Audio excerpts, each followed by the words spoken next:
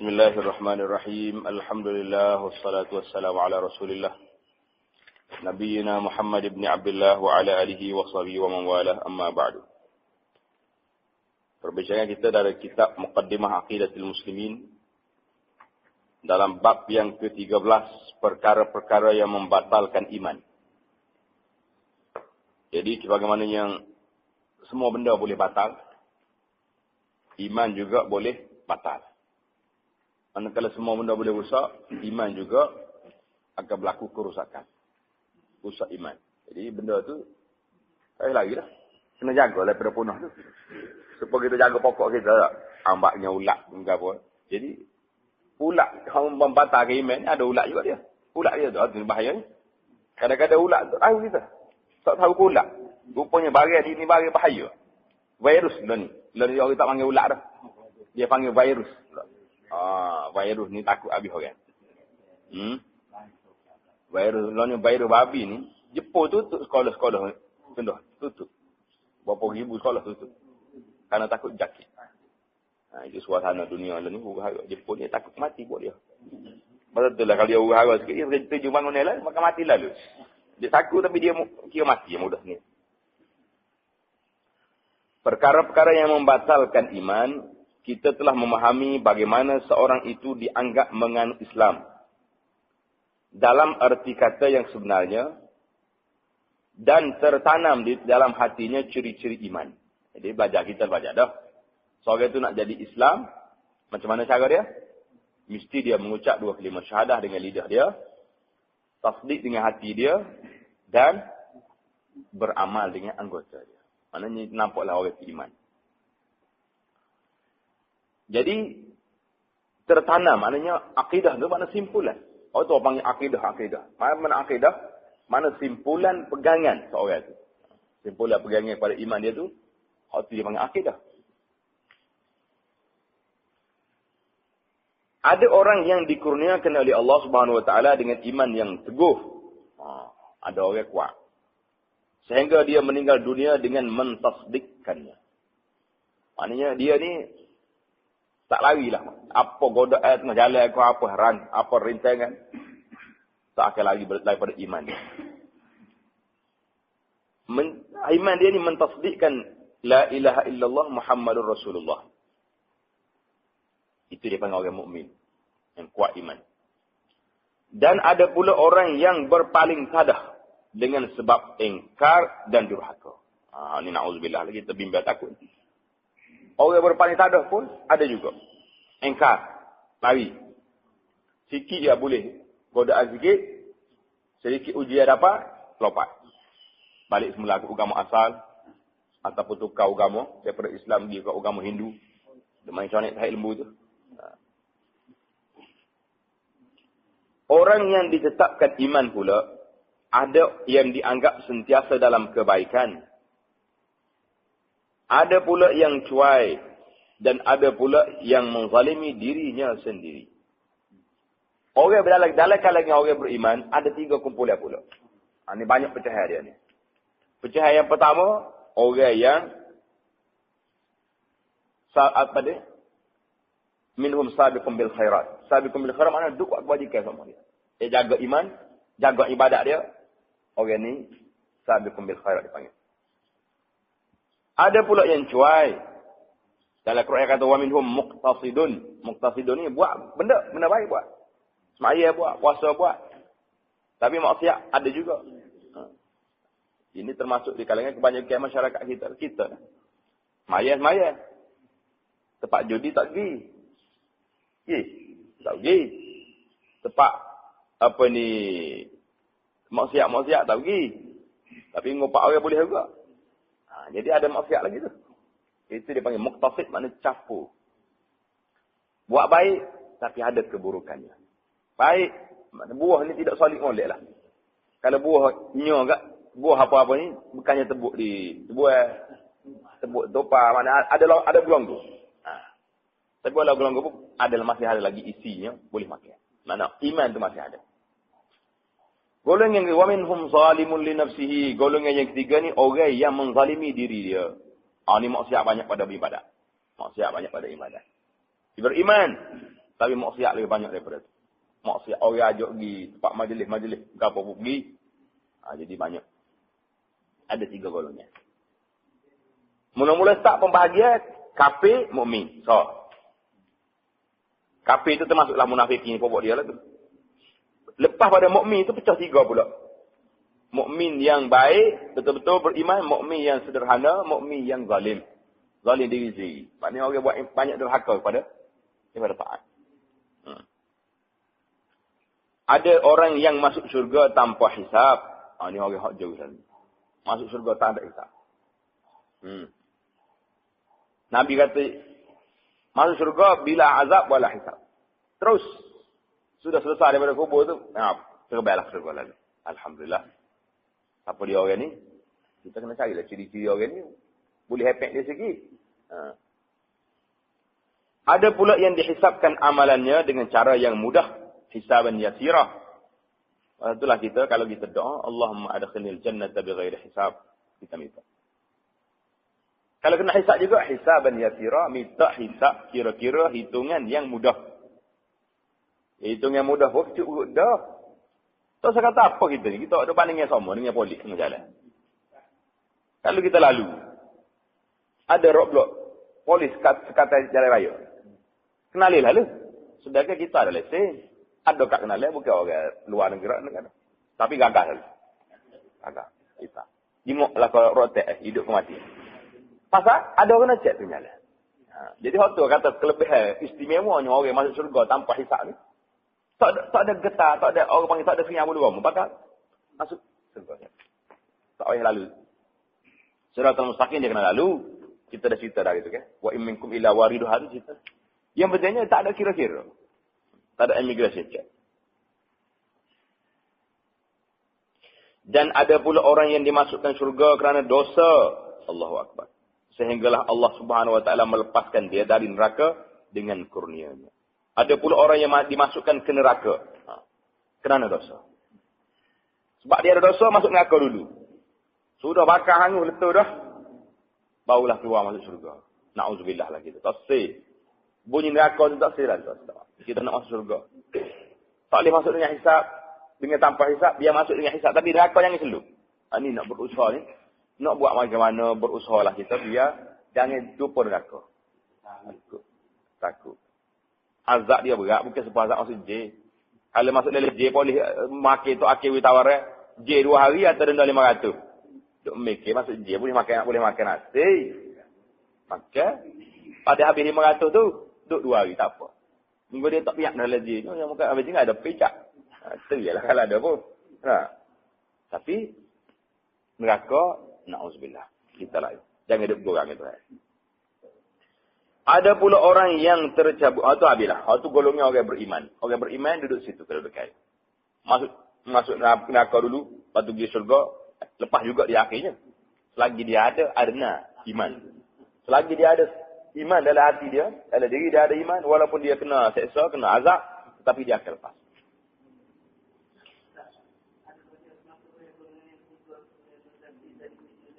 Menzalimi. Mungkin orang ni termasuk dalam kedua golongan yang kena azab dulu. Lepas tu baru masuk syurga. Yang 3. Dalam bagian yang 3. Adapun orang yang tercabut imannya. Hak ni golongan yang lain ni. Hak tadi kafir terus. Lepas tu orang beriman. Lepas tu orang beriman, lepas tu murtad. Ni takut. Orang yang tercabut imannya, perlulah kita mengkaji kaedah-kaedah yang dikemukakan oleh ulama berdasarkan Al-Quran dan Sunnah Rasulullah SAW. Jadi, kita kena kaji, kita kena belajar. Gapa dia ke makhluk rusak kepada iman? Kalau kita menanam, kita tahu makhluk perusak dia. Apa dia? Ulat, tikus, apa lagi?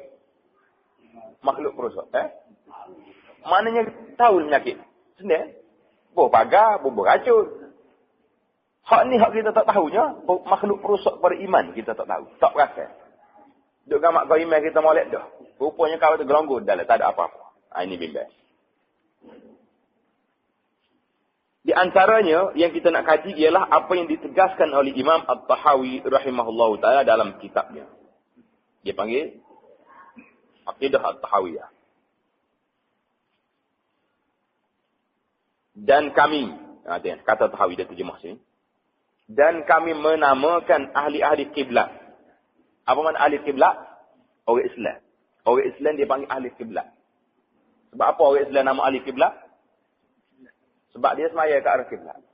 Itu dia panggil ahlul kiblat. Kalau jumpa dalam kitab mana-mana, ahlul kiblat maknanya orang yang beriman. Orang semaya. Pasal, semaya ni dia hadap ke mana? Hadap kiblat. Itu baru boleh semaya. Kalau tak ada kiblat, tak ada lain. Lainlah kalau orang musafir. Semaya sunat dia boleh dimaafkan. Kalau tak ada kiblat pun tak apa. Tapi yang pentingnya kita tak usah pakai cabai-cabai kita pakai asalnya orang maya itu kiblat. Dan kami menamakan ahli-ahli kiblat kami orang-orang Islam dan orang-orang beriman. Jadi ahli kiblat maksudnya orang Islam dengan orang beriman. Selagi mereka mengakui apa yang dibawa oleh Nabi sallallahu alaihi wasallam dan membenarkan apa-apa yang disabda dan diberitahu. Selagi dia mengaku apa yang dibawa oleh Nabi itu benar, maka orang itu masih lagi dalam al-kiblat. Itu satu. Kaedah kita, selagi orang itu ahlul kiblat, selagi orang itu mengaku dia beriman, dia tidak engkar, maka orang itu masih lagi dalam lingkungan ahlul kiblat. Tapi ahlul kiblat mana? 3 golongnya, tengok senara pula. Mau masuk dalam kumpulan mana? Kumpulan yang menzalimi diri sendiri. Maka bahaya, dalam keadaan bahaya lah dia ni. Boleh jadi kena celup dulu. Mana bahaya. Kami tidak mengkafirkan seorang pun di kalangan ahli kiblat dengan sebab melakukan dosa selagi dia tidak menghalalkannya. Maknanya orang kiblat ni kalau dia buat berdosa pun selagi dia tidak menghalalkannya, jadi kita tak boleh nak kafirkan dia. Tak boleh kata dia tu kafir tu. Walaupun dia semaya, tak boleh. Kita kena tengok ni benda-benda lain lagi. Dan kami tidak berkata bahawa mereka telah memberi mudarat bersama iman itu oleh dosa sesiapa yang melakukannya. Jadi bagi orang yang Khawarij, bagi orang yang Mu'tazilah dia kata apa ni? Kalau orang itu beriman, lepas tu dia buat dosa besar, kafir juga. Jadi orang kita ahli sunnah tidak. Dosa besar ke dia buat, dosa kecil ke dia buat, selagi dia tidak menghalalkan benda tu, dia masih lagi dalam daerah lingkungnya orang yang beriman, tetapi mukmin yang orang beriman yang berdosa, yang asi, yang derhaka. Dan seorang hamba itu tidak terkeluar daripada iman, melainkan dengan mengingkari hukum terhadap apa yang diceburinya. Selagi dia tak ingkar semaya, kita tak boleh kata dia kafir lagi. Kalau dia kata semaya tak wajib dah. Itu hak semaya itu wajib untuk orang kafir, bawah-bawah ya. Saya ni orang besar, pangkat besar. Pangkat besar. Ataupun martabat tinggi dah dia ni. Ibadat dia kuat dah. Semaya tak payah. Semaya yang lelaki ya. Di semaya Mekah pula tu. Tu kafir.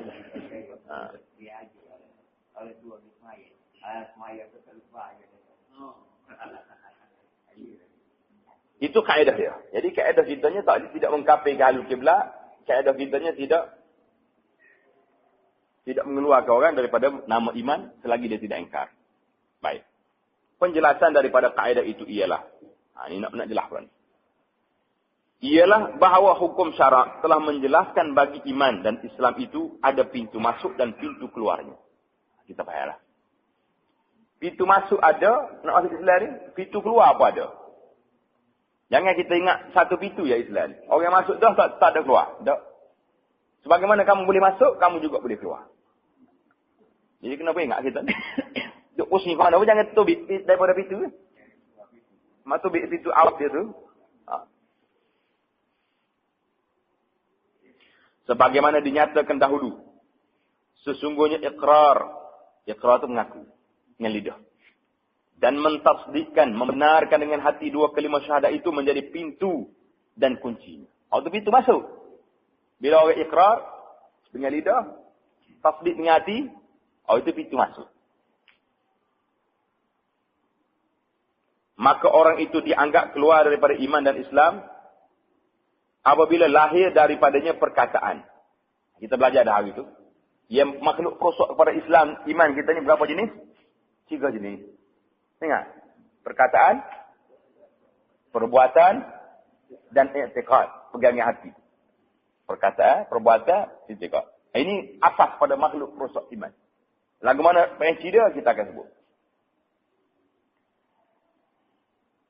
Jadi, orang itu dianggap keluar daripada iman dan Islam apabila lahir daripadanya perkataan, perbuatan, atau i'tiqad yang membatalkan ikrar dan tasdik dari dua kalimah syahadah yang memberi makna mentauhidkan Allah Subhanahu wa taala pada rububiyah. Berbagi itu. Rububiyah. Apa makna rububiyah? Mentadbir dan menguruskan alam setelah menciptanya. Rububiyah ni maknanya Allah Ta'ala yang menciptakan, yang mengadakan, yang menjadikan alam ini, mentadbir alam ini, itu makna rububiyah. Jadi kalau katakan, awak mana tak pembahagian tauhid ni ada 3 jenis.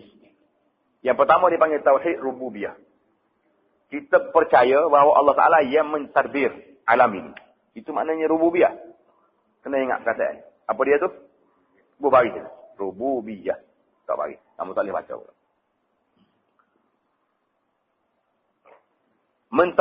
Mentauhidkan Allah Subhanahu Wa Taala pada asma. Apa dia asma?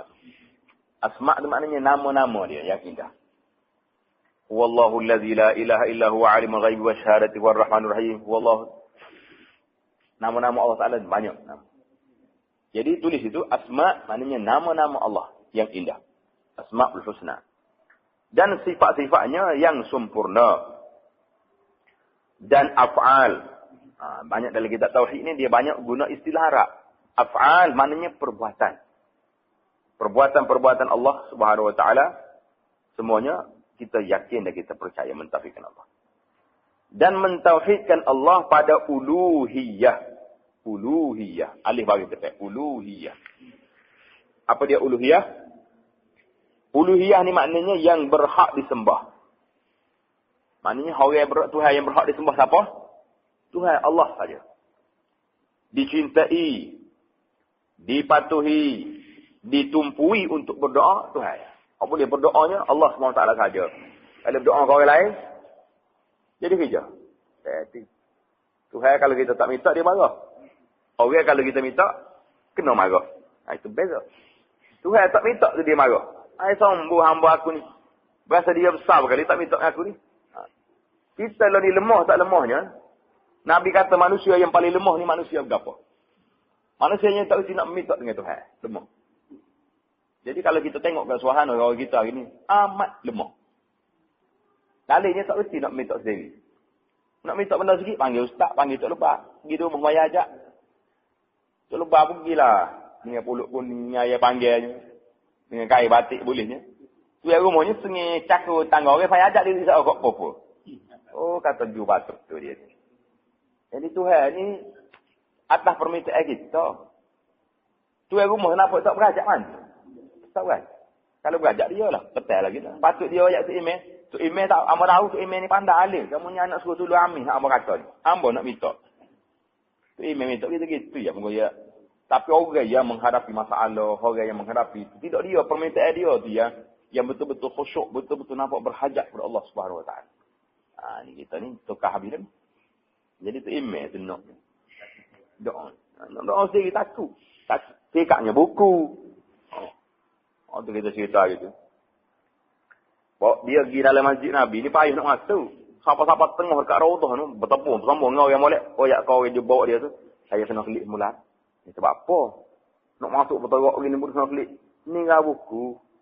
Tinggal buku. Jadi nak doa kena pakai buku lah. Tak boleh kau kat tangan Ya Rabbi. Kecek kau Melayu. Aku ni mari daripada negeri yang jauh. Tinggal anak cucu, tinggal anak, apa ni keluarga di kampung. Masalahnya banyak. Hajatnya besar. Perkenalah permintaan aku. Tak boleh kata lagi dengan mulut. Oh ya, senarah hal. Yang pertama nak berapa? Aku mari ni, Ya Allah, minta lah keampunan. Biar aku ni jadi orang baik, orang soleh. Kekal dalam beriman sampai mati. Tak boleh baik lagi. Kok Melayu tu saya pandai? Jepur pun dia pandai. Apa yang saya? Ni tidak sampai tengah-tengah. Nak undur kelik dengan ambil buku. Bilik. Allahuakbar. Lemahnya kita. Dalam pak ni memang lemah. Jadi, dua keadaan ini mesti kena jalan sekali. Tasdik kepada segala yang dibawa oleh Nabi Muhammad sallallahu alaihi wasallam, segala ajaran dia. Taulah sempurna la ilaha illallah Muhammadun Rasulullah. Kalau tidak, tak sempurna. Jalan sebelah sayap tak boleh. Di samping mengakui segala sifat kenabian dan kerasulan Nabi kita Muhammad sallallahu alaihi wasallam. Baiklah.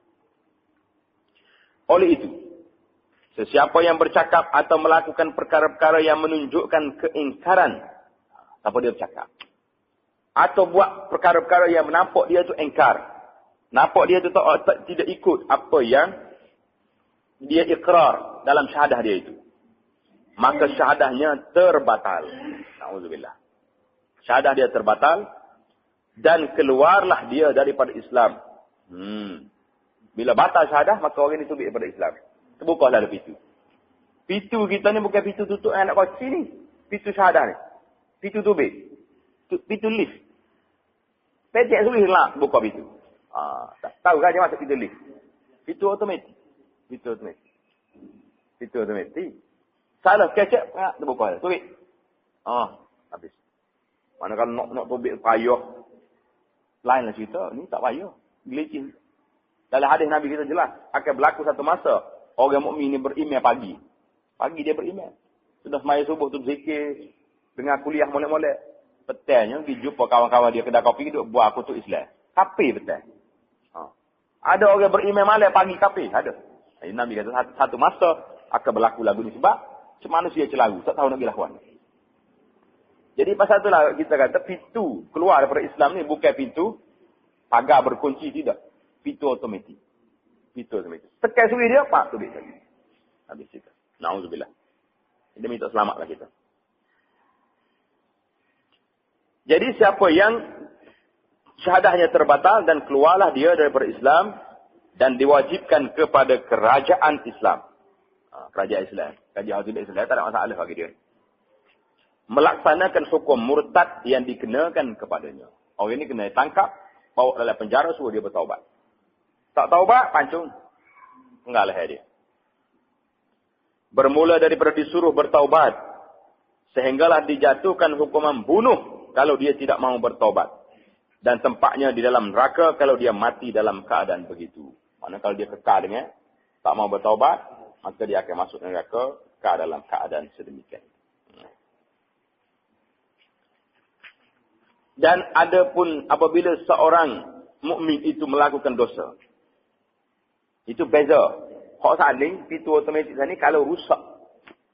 Dia melakukan perbuatan yang merusakkan iman. Adapun kalaulah dia melakukan dosa. Maka tidaklah batal imannya. Sekalipun dia belum bertaubat.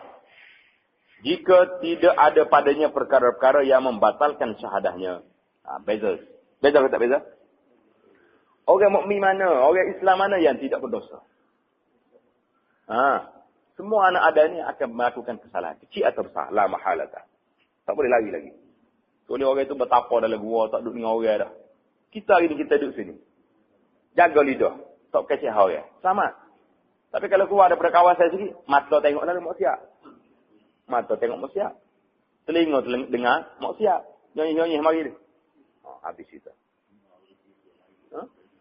Tak dengar pun kita klik rumah kita. Tengok juga. Nak tengok berita.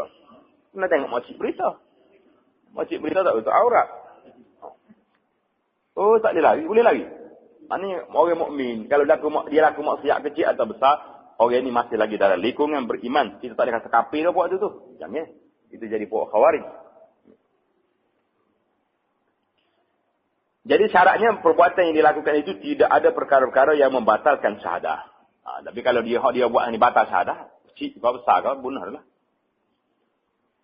Jika Allah menghendaki dia mengampuninya dan dengan kehendak juga dia masukkan ke dalam neraka, na'udzubillah. Jadi balik kepada masyiatillah. Atas kehendak Tuhan. Tuhan kata aku nak sombak dengan neraka, sombak. Moga hak dia belaka. Orang ada neraka seumur hidup dia. Tuhan nak boleh syurga, boleh ke tak boleh? Boleh. Berapa ramai orang yang masuk Islam tak semaya. Tak ada semaya. Dia pergi perang masuk Islam, masuk Islam pagi ni perang mati selalu. Al-Usairim dia panggil. Mati. Tak ada semaya. Masuk Islam pagi, dia perang mati. Tak ada zuhur lagi. Tak ada. Masuk surga lah tu. Berapa ramai orang beramal dengan amal yang baik. Dekat nak mati, kafir dengan Tuhan, na'udzubillah. Habis punah jana habis. Kemudian Allah Ta'ala masukkan dia ke dalam neraka, kemudian dimasukkan pula ke syurga. Kerana terlalu banyak hadis-hadis yang sahih menyatakan bahawa Allah Subhanahu Wa Ta'ala membebaskan dari neraka orang-orang yang ada iman di hatinya walau sebesar zarah. Sebesar zarah ni besar mana? Besar buah kecil tu. Kalau ada besar tu iman, dia bakar dalam neraka, akan tubik juga. Jadi kita kena jaga iman. Kena jaga. Daripada orang kafir tu, dia kekal dalam neraka, tak tubik-tubik dah, tak keluar dah. Orang beriman, walaupun dia neraka, masuk dalam neraka selama mana, akan keluar balik. Mana baik daripada orang terus kekal dalam neraka dengan orang keluar. Baik keluar. Itu nak bagi tahu kelebihan adanya iman. Walaupun dia kena seksa, tapi dia lepas. Kalau kita naknya, lepas teruslah. Jangan masuk neraka, na'udzubillah, berat. Jadi di antara firman Allah Ta'ala-nya, innallaha la yaghfiru an yushraka bihi wa yaghfiru ma duna dzalika liman yasha. Surah An-Nisa ayat 116. Maksudnya, sesungguhnya Allah tidak mengampun dosa syirik dengannya. Kalau syirik, Tuhan tak ampun. Kecil ke besar, syirik dia besar belakang. Cuma dia ada tingkat dia. Syirik khafi, itu tidak termasuk dalam syirik yang membatasi iman. Termasuk dalam dosa besar. Macam syirik khafi itu riak dia panggil. Dan kawan-kawan dia. Jadi Allah Ta'ala tidak mengampunkan dosa syirik dengannya. Dan dia mengampuni yang lain daripada itu. Akan sesiapa yang dikehendakinya. Ada apa ni? Syarat belakang itu. Kepada siapa yang dia kehendak. Kalau Tuhan nak, diampunkan. Kalau Tuhan tak mahu, dia azab. Na'udzubillah. Oleh itu, perkara yang menyebabkan terkeluarnya seorang itu daripada agama Islam atau terbatal imannya ialah. Dengar ni molek. Apakah perkara yang mengeluarkan seorang itu daripada iman dan Islam? Yang pertama, mengingkari sifat rububiyah atau mencelanya. Dia kata mana Tuhan berkuasa nak buat alam ni seorang dia. Nak buat jet lagi, nak buat apa lagi. Engineer, berapa orang kerja. Dia ingkar. Jadi orang ni kafir lah. Itu sama masalah. Yang kedua, mengingkari atau mencela asma Allah dan sifat-sifatnya. Dia ingkar ataupun dia cela nama-nama Allah yang indah. Orang ni juga termasuk dalam golongan rusak iman. Yang ketiga, mengingkari atau mencela sifat uluhiyah. Dia cela sifat uluhiyah. Uluhiyah maknanya Tuhan yang berhak disembah. Allah Ta'ala saja. Kata apa salahnya? Kalau kita capur-capur sekali dengan itu, wali kata, termasuklah. Dia puja wali. Seolah-olah wali ni ada kuasa, boleh mengampunkan. Ada sebahagian setengah-setengah daripada amalan-amalan orang-orang yang tidak ambil daripada Nabi SAW. Dia puji Tok Guru dia, dia tahu belakang. Benda baik, benda yang tak baik, benda baik dan benda nyata, dia puji itu. Itu bahaya. Nampak pujian kepada Syekh. Tetapi hakikatnya bercanggah dengan tauhid uluhiyah. Ini kita kena bincang tentang tauhid uluhiyah ni penting. Kerana banyak campur gaul habis. Bercampur gaul dalam ibadat kita ni dengan perkara-perkara yang tidak mari daripada Islam. Yang bukan mari daripada tauhid. Tapi kita pergi gaul sekali. Bila gaul sekali, pun ambil kuih mana ni gaul dengan benda mati. Masih nak jadi jawab dia. Puja kubur. Termasuk. Seolah-olah tu oli dalam kubur tu boleh bui benda-benda ke dia. Tu oli ni nah. Mujahadah tak ayah ni lah ni. Boleh lakukan kita nak ni. Tak ayah ni lah. Tak ayah ni lah. Main-main tak ayah. Ya. Ambil doa. Tak. Kita pergi jumpa ustaz, jumpa Tok Guru. Hidup lagi ni. Minta ajar tu lah, ajar kamu doa. Tak ada masalah. Doa dia ajar boleh-boleh tu boleh ambil. Tidak kata tak boleh. Tak boleh dia mati tu dalam kubur. Kita goyak. Tok ayah hamba ni susah hati weh. Kat tok ayah tak ada nak susah lambanya. Tuduhlah. Dia lah. Lepas dia mati tak boleh minta tolong dah. Lalu ni kita duduk cakap sama kita. Kalau hamba mati jangan pergi kubur hamba. Pergi minta tolong ustaz. Tolonglah hamba tu. Susah hati jangan. Kalau nak pergi juga kena pergi doa ya. Ya Allah ampunkanlah pada ni dalam kubur ni. Siapa dia duduk seorang sini. Bila keampunan kepada dia. Doa untuk orang. Kita doa ke dia. Bukan kita minta dengan dia. Dia mati dah.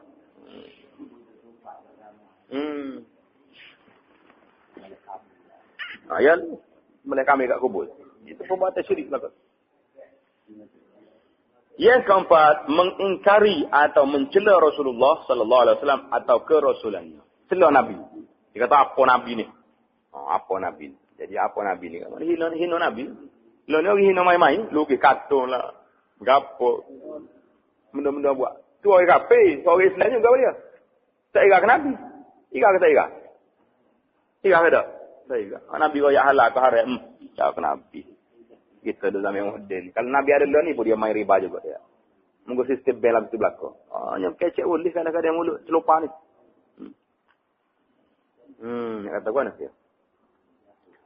Jadi keempat-empat perkara tersebut berlaku dengan i'tiqad, perkataan dan perbuatan.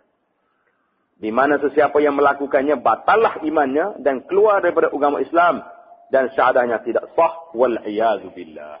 Wal iyazu billah maknanya kita minta berlindung dengan Allah Taala daripada perkara tersebut. Jadi bagi menjelaskannya barulah kita akan masuk pula tentang penjelasan.